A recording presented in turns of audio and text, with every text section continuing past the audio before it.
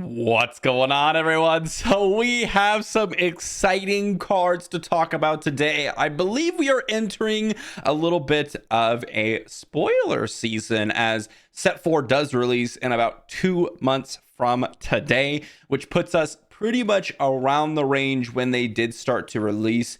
Not like spoilers every day necessarily, but pretty regular spoilers. Now, today's interesting because, at least in the previous 2 iterations of spoilers, we saw leaders revealed on Tuesdays and Thursdays. And, well, if we just look right now at the Star Wars card pool, we're going to find that we've already, including the one today, have seen 5 different leaders from set 4, if I remember correctly. And that also means that, well, if they're going with the same 18 leaders per set, we should have about 13 leaders left. If they do 2 per week, that puts us at about 6 weeks out. So that seems pretty likely to see about 2 per week and seeing about that many until the spoiler season, because we didn't get spoilers all the way up. And so we should be expecting around that release schedule for spoilers starting today, which means that I will probably be doing a little bit of a spoiler or wrap-up video at the end of the week rather than every single day, unless the leader looks really cool. And today's leader is actually quite interesting. With that said, a big thank you to my patrons, and also I have a TCG player link in the description down below. Let's talk about some of the first cards that we got to talk about, which is the brand new leader, Admiral Ackbar. It's a new Cunning Heroism leader. It is interesting to see, and I wanted to talk about this specifically because this is a leader without piloting. We were kind of curious, at least, well, myself and a lot of other people that I spoke with, to see about whether or not we're going to see leaders that have no piloting. We're just going to see normal leaders.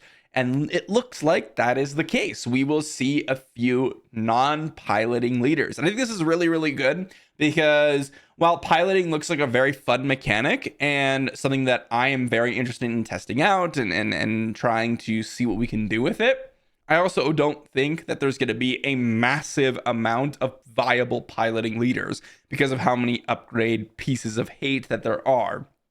So it's nice to see normal leaders that hopefully just have a normal amount of viability just by being a solid leader. And Admiral Ackbar looks quite interesting. We have this one pay action to go ahead and exhaust a non-leader unit. And if you do, its controller creates an X-Wing token. For those of you that don't know what an X-Wing token is, it's basically just a 2/2 token in space. More importantly, without the Rebel tag. If it had the Rebel tag, it would be significantly better. But it still is quite interesting. We have a 6 to deploy leader at Admiral Ackbar, and he is a 3/8, so pretty mediocre stats on the flip side. Very tanky, but also very low on the attack power. On attack, you may exhaust a unit. If you do, its controller creates an X-Wing token. So first thing, the flip side can exhaust leaders, the front side cannot. And the front side costs 1 action, and the attack trigger does not. So both those things are pretty important things to realize. The first thing you'll think about is, okay, Admiral Ackbar in my Cunning Heroism deck. Maybe I can do something like exhaust something cheap.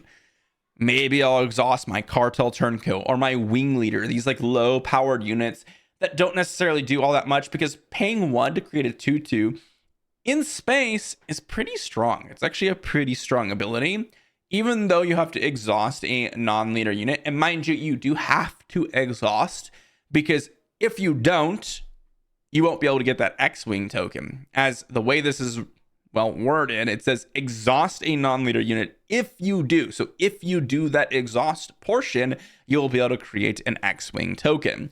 And so, yes, exhausting your own units to create X-Wing token, and then exhausting your own tokens to create X-Wing tokens for 1 resource a turn can be quite interesting, but that does put you behind the curve in terms of, well, you have 1 less resource to deal with. So I'm not sure how viable that will be. However, we've seen how powerful just exhausting things can be, and paying 1 to exhaust your opponent's units could be kind of interesting, but they do get that X-Wing token. So there's going to be something. There's got to be something that levels the playing field. And I don't know if that's going to be even quite viable to exhaust your opponent's units. What I would really like to see is some sort of payoff for exhausting your own units.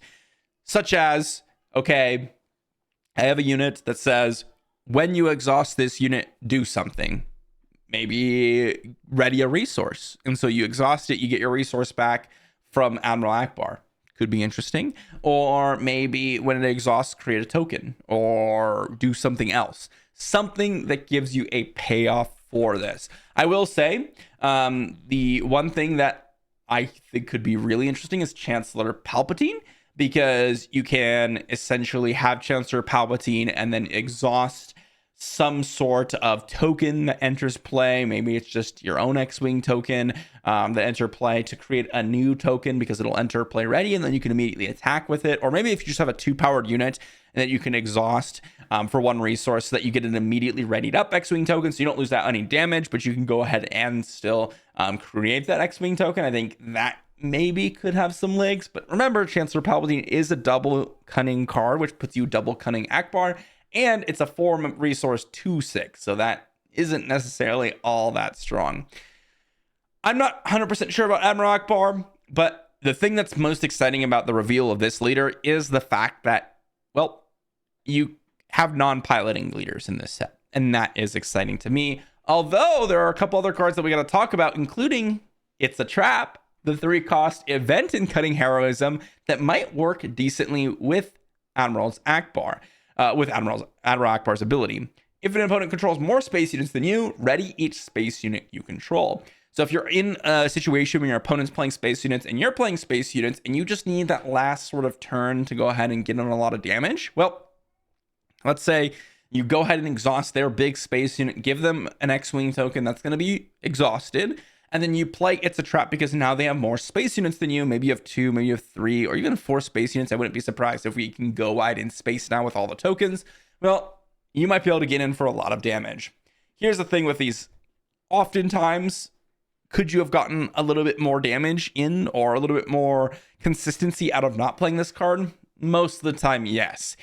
This is sort of a one-trick card where it only will work, A, when you are a space deck and your opponent is a space deck and they went wider than you without hitting your own units.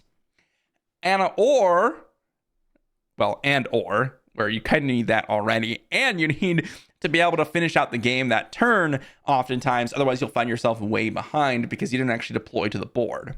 So, not a huge fan of this card necessarily, but maybe there's some synergy there with Admiral Ackbar. I don't know. I think that this card looks pretty weak, but again, set 4 hasn't fully revealed, and so maybe there's a lot of go-wide space units. There is another space unit we got to talk about in Blade Squadron B-Wing. So it's a 3-cost space unit in Cutting Heroism.